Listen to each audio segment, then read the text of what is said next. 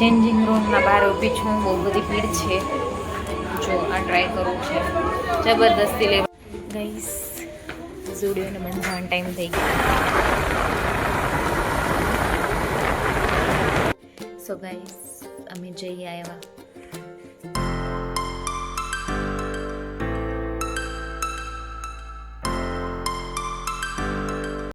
Hi guys, welcome back to my new blog. તો આજે એવું થયું કે મારું બ્રેકઅપ થઈ ગયું છે. કોઈ મારી જેવી છોકરી જે બ્રેકઅપ થયા પછી બી બ્લોગ બનાવે છે. 6 વર્ષનું રિલેશનશિપ હતું અને બ્રેકઅપ થઈ ગયું. તમને હજુ એમ લાગતું હશે કે હું મસ્તી કરું છું. I am not joking, I am serious. થઈ ગયું, થાય તેલવાળો, બીજું શું. લોકો બ્રેકઅપમાં એને લોકોનું બ્રેકઅપ થાય તો બહુ દુઃખી થઈ જાય, પણ આઈ એમ નોટ અ દુઃખી આત્મા. આઈ એમ વેરી ફ્રેશ. શું કહેવાય છે મારું શું મારો મગજમાં શું વિચાર એ જ મને ખબર નથી પડતી કે હું શું બોલું, શું કરું કાંઈ ખબર નથી પડતી. બ્રેકઅપ એટલા સારું થયું કે એ છોરાને ક્યાંક કોઈક છોકરીને માંગવું આવ્યું હશે, રિશ્તો આવ્યો હશે એના ઘરે, એના વાત આવી હશે. તેને મમ્મી પપ્પાએ કીધું હોય તે કરી નાખવી જોઈએ. આઈ એમ ફૂલ. સડનલી અચાનક આટલો મોટો આઘાત લાગ્યો, મને ઝટકો લાગ્યો. પણ આ વિડીયો હું એને જ મૂકીશ, એને શેર કરીશ. એમની લોકોનો બ્રેકઅપ થાય તો કેવી ફિલિંગ હોય. મારા તમે બેકગ્રાઉન્ડમાં ગીત વાગેરા. દિલ જુડે બિના હી તૂટ ગયે. પછી શું જો લિરિક્સ બી ભૂલી ચોરી, ટોન બી કંઈક બીજું નીકળ્યો, સ્કેલ બી ક્યાંક જતો રહ્યો. ત્યાં સુધી બધા મને એમ કહેતા કે નક્કી તારો કોક હશે બોયફ્રેન્ડ, નક્કી તારો કોક હશે. એ બધું કાંઈ આમ રિવીલ ના કરવાનું, બધું વાયરલ થોડું કરવાનું હોય કે ભાઈ હા ભાઈ છે.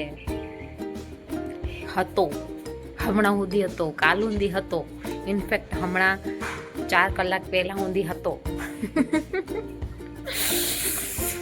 મને ખબર નથી પડતી હું શું કરું. I think I M mental થઈ ગઈ છું. ખબર નહીં શું થયું છે. અને મારું જરા બી મૂડ નથી કાંઈ જમવાનું. મમ્મી કીધું કે શું બનાવશું આપણે, તમે કીધું મારે કંઈ ઈચ્છા નથી જમવાની.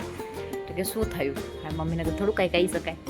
તો વિચાર કંઈ નહીં, તો હવે બટેટા પૌવા બનાવનારી ચાલશે.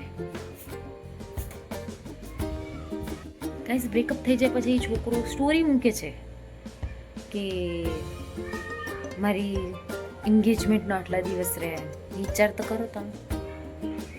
કાંઈ છે આ દુનિયામાં ભાઈ જે કાંઈ એમ નથી કે આ નહીં થાય, એમ બધું પોસિબલ છે. જો તો હું શું બોલું મને જ કંઈ ખબર નથી પડતી. મારા રિલેટિવ્સ આ બધા બ્લોગ જોશે કે રીતિ શું રિવીલ કરે રહી, શું બોલી રહી. આવું બધું ડિસ્કસ ન કરાય, આવું બધું યુટ્યુબ પર ન નખાય, આવું બધું સોશિયલાઇઝ ન કરાય, આવું સોશિયલ મીડિયામાં ન નખાય. ભાઈ બધું નખાય, હું નાખીશ. એન્ડની બધા વિડીયો જોજો. મારો સેજ બી મૂડ નથી. ફટાફટ બટાકા પૌવા બનાવી અને જઈએ કિચનના બહાર. અને બીજું તમને સ્ટોરી કહું મારી. ઓકે સો ગાઈસ, મારા પપ્પા એમ કહે છે કે તારું મૂડ ઓફ છે. અને ઇટ્સ ટ્રુ. તમને તો ખબર જ છે શું કામ ઓફ છે. તો કહે છે કે ચાલ તને બહાર આંટો માર્યો. કીધું હવે રાતના ક્યાં જશું. જો કે હમણાં 7 જ વાગ્યા. તો કે ચાલ આપણે આંટો મારી આવી, પછી આવીને જમીશું. મેં કીધું ક્યાં જશું. તો કે તારે ફેવરેટ પ્લેસ પર. ક્યાં? તો કે પહોંચી પછી તને કહું, તને બતાવું ડાયરેક્ટ. મેં કીધું ચલો. તો ચલો જઈએ.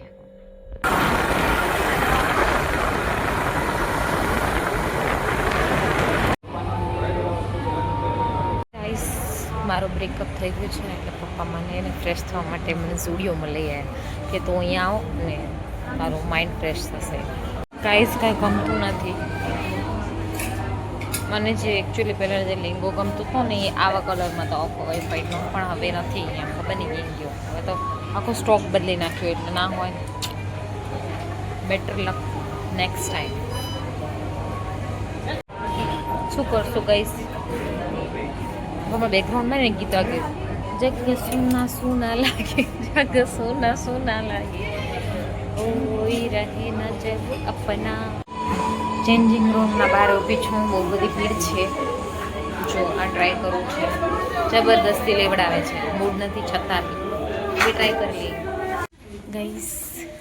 ઝુડિયોને બંધ થવાનો ટાઈમ થઈ ગયો. So let's go. હવે ઘરે જઈએ. કાંઈ ગમ્યું તો નથી લીધું, કાંઈ નથી.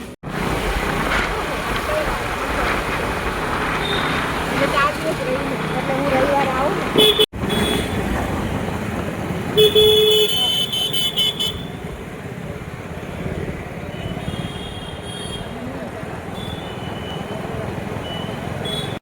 સો ગાઈસ અમે જઈ આવ્યા અને ઓકે હતું.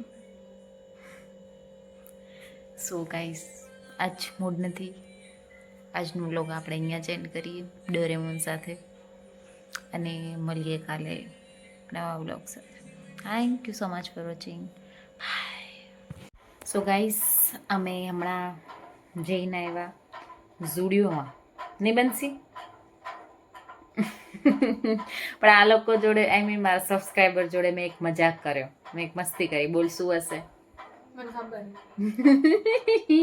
ગાઈસ? એ જસ્ટ એક સ્ટોરી બનાવીને મેં તમને સંભળાવી. જો કે કાંઈ સાચું નથી. નો કોઈ બોયફ્રેન્ડ, કાંઈ જ નથી. આ જસ્ટ એમ ટાઈમ પાસ થતું. જસ્ટ એક કન્ટેન્ટ મેં બનાવ્યું કે તમે જો. એના માટે ખોટું લાગ્યું હતું, સોરી. પણ આ સાચી વાત છે કે મેં જસ્ટ મસ્તી કરી. આ વાત સાચી છે. મેં મસ્તી કરતી હતી. જે પાછળ તમે જે વિડીયો જોયું બધું જ મસ્તી હતું. કાંઈ સાચું નહોતું. બંસી તું બી એકવાર કહી દે. કહી દે મસ્તી હતી એમ.